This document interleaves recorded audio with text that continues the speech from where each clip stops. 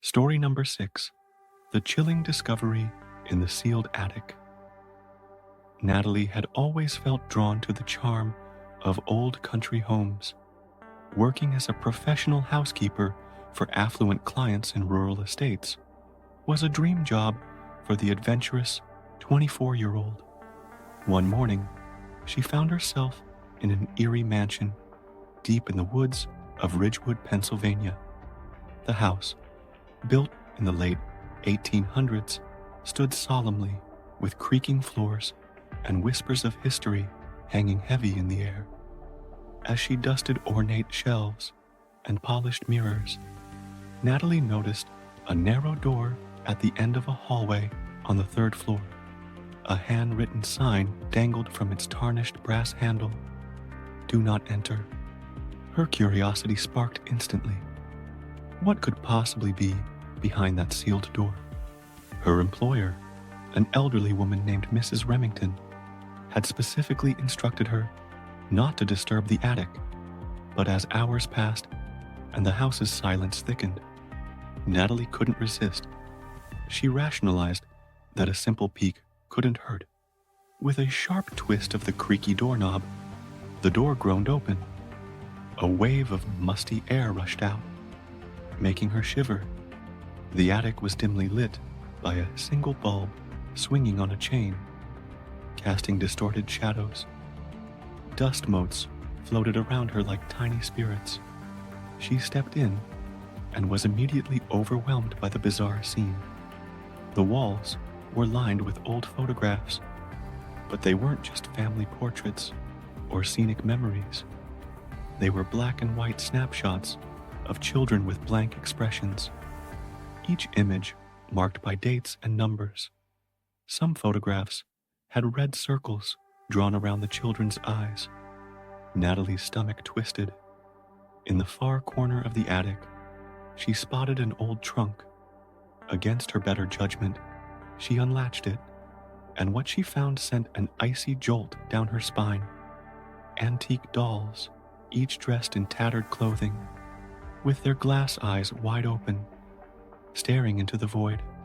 Scattered among the dolls were dusty notebooks filled with rambling journal entries, speaking of strange rituals, missing children from local villages, and offerings to unnamed forest spirits. Her pulse raced as she suddenly became hyper-aware of her surroundings. Was she being watched? The hairs on the back of her neck stood up. Natalie's gaze darted upward, and her breath hitched. Tucked into the wooden rafters was a small, blinking red light. A hidden camera was observing her every move. Panic set in. Who had been watching her? Was Mrs. Remington monitoring her right now? Or was it someone else entirely? She bolted from the attic, heart pounding, and raced downstairs. As she grabbed her belongings, she felt a cold breeze sweep through the house, and a faint whisper echoed behind her. "You shouldn't have come here." Natalie didn't stop to look back. She sped out the door, vowing never to return. Within days, news spread that the Remington estate had a dark history. Decades ago, the mansion's original owners were implicated in the disappearances of local children, but the cases had gone cold. Natalie's chilling experience became a viral sensation, a mystery too unsettling to ignore, as everyone questioned, who was really watching from the attic? Story number 7, Midnight Pursuit. The Nightmare on Shadow Creek Road. It was supposed to be a quiet night at Blackwood Cafe, tucked along the dimly lit streets of Shadow Creek, Ohio. Jenny, a 22-year-old barista, had just finished her closing shift. Her co-worker, Malik, was locking up when a rusted old van pulled into the nearly deserted parking lot. The headlights blazed, and two men stepped out. They were rough-looking, dressed in greasy overalls, and had an unsettling presence that made Jenny's skin crawl. One of the men, heavy-set with a scruffy beard, approached them. "Hey, "Can you spare some cash for gas?" he asked, his voice almost too polite. Jenny's instincts screamed at her. Something about the way the man smiled didn't feel right. Malik shot her a worried glance and shook his head. "Sorry, we don't have anything," he replied. The man's smile faded, replaced by a cold glare. Without another word, he and his companion backed off. Jenny and Malik quickly got into their cars, their nerves on edge. As Jenny drove out of the lot, she noticed the van's headlights turning on, following them. Her hands tightened on the steering wheel, and her heart raced. Shadow Creek Road stretched ahead of them, a dark, lonely highway lined with dense forest. Jenny kept glancing in her rearview mirror. The van was still there, keeping pace. Malik's car was right behind hers, but the van was inching closer. Then, without warning, the van accelerated, pulling alongside Malik's car. Jenny's stomach knotted in fear. A loud bang shattered the silence, and Jenny screamed. The van had fired a shot. Malik swerved desperately, narrowly missing a ditch. Jenny slammed on the gas, her mind racing. Was this really happening? The van sped up, trying to force Malik off the road. Jenny knew she had to act fast. Up ahead, she saw a roadside diner, its neon sign flickering in the darkness. She made a snap decision, turning sharply into the diner's parking lot, honking frantically. Malik followed, and the van screeched to a stop on the highway. Hesitating for a moment, Jenny and Malik burst into the diner, breathless and panicked. The few patrons inside turned to stare. A burly trucker stood up, taking in their terror. "What's going on?" he demanded. Before they could answer, the van peeled away, its tires screeching, disappearing into the night. The police arrived soon after, but the van was long gone. As Jenny and Malik recounted the harrowing chase, they realized how close they had come to disaster. The officers told them that Shadow Creek Road had a dark reputation. Unsolved disappearances, stories of travelers never making it to their destination. Jenny's story went viral almost immediately, spreading across social media. Everyone shuddered at the thought of being hunted on an isolated road by strangers whose intentions were far more sinister than anyone could imagine.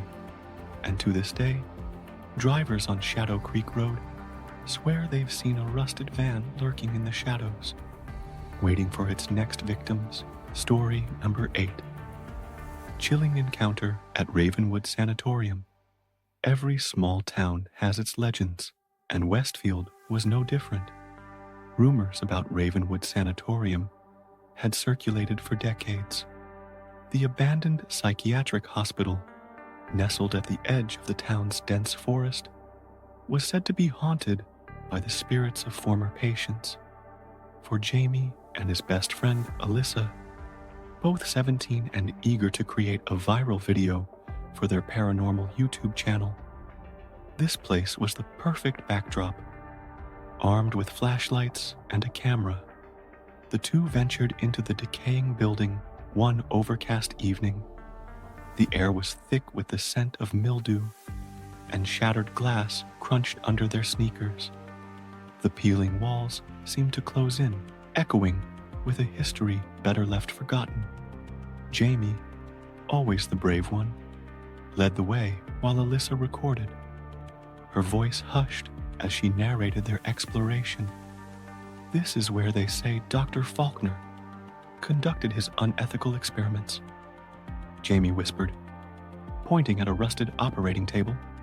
Alyssa shuddered, her nerves already frayed. Suddenly, a noise broke the silence, a distant, metallic clang echoing from the end of a long hallway. They both froze. "Did you hear that?" Alyssa breathed, her grip tightening on the camera. Jamie nodded, swallowing hard. They crept toward the sound, their flashlights casting nervous beams over graffiti-scarred walls. As they neared the source of the noise, something made them halt in their tracks. There, just ahead, a head slowly peeked out from around a corner. It wasn't human. The face was twisted and pale, eyes wide with an unnatural gleam. Alyssa let out a strangled gasp. Before they could react, the head snapped back, disappearing into the darkness. The silence was shattered by heavy, deliberate footsteps echoing closer. Panic surged through them. Jamie grabbed Alyssa's hand, and they bolted, racing down a maze of corridors as the footsteps followed, relentless and unyielding. "Over here," Jamie shouted, spotting a shattered window. With a surge of adrenaline, he helped Alyssa climb out first. She stumbled onto the overgrown lawn, breathless, and pulled him through just as something heavy slammed against the inside of the window frame. They tumbled onto the ground, gasping for air, as the footsteps finally ceased. When they dared to look back, the window was empty, but a cold, oppressive energy still radiated from the building. They scrambled to their feet, sprinting until the asylum was a distant shadow behind them. Only later, reviewing the footage, did they realize the camera had caught something horrifying. That twisted face watching them from the hallway, lingering just a little too long before vanishing. Jamie and Alyssa's harrowing escape spread like wildfire online, captivating viewers with the bone-chilling footage.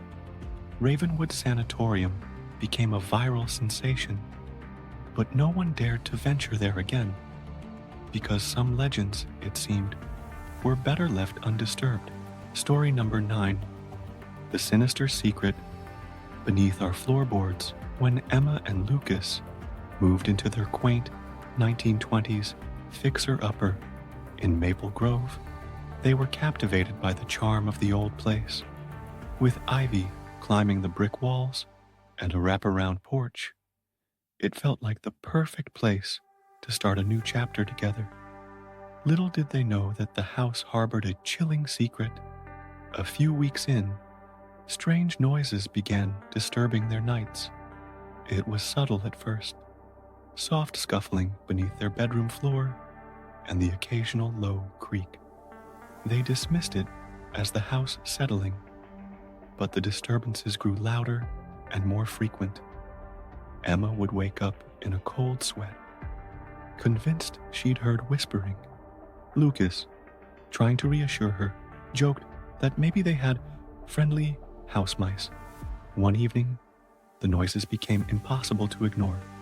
As Emma prepared for bed, a loud, metallic clang resonated from the closet floor. Her heart thudded in her chest. Lucas grabbed a flashlight and a crowbar, determined to put an end to the mystery once and for all. With Emma standing behind him, he pried up a loose floorboard. What they uncovered made them both recoil in disbelief. A hidden staircase spiraled downward into darkness. The air that seeped up was cold and heavy, carrying the stench of damp earth. Summoning their courage, they descended into the hidden space.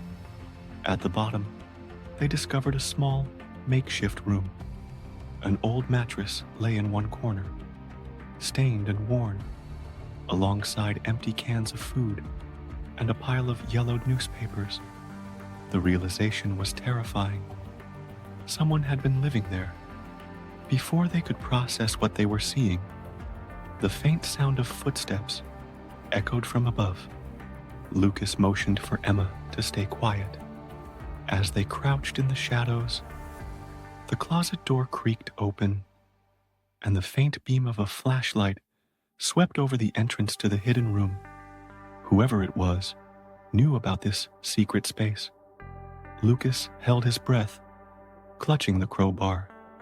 But then the footsteps retreated. They waited, hearts pounding, until the silence returned. Racing back upstairs, they slammed the hidden entrance shut and called the police. While they waited, Lucas stood guard, weapon in hand. Suddenly, there was a violent pounding at the back door. Emma screamed as a figure threw himself against the glass, snarling and wild-eyed. It was a man, clothes tattered and eyes glinting with madness. He screamed incoherently, battering the door with relentless force. Lucas grabbed Emma, and they ran, fleeing through the front door just as the intruder broke through.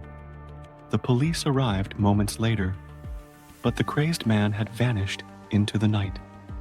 The officers found evidence of someone squatting beneath their home for weeks, possibly months, moving in and out through a network of old storm tunnels. The story went viral, with thousands horrified by the idea of an unseen stranger lurking so close. Emma and Lucas never spent another night in that house.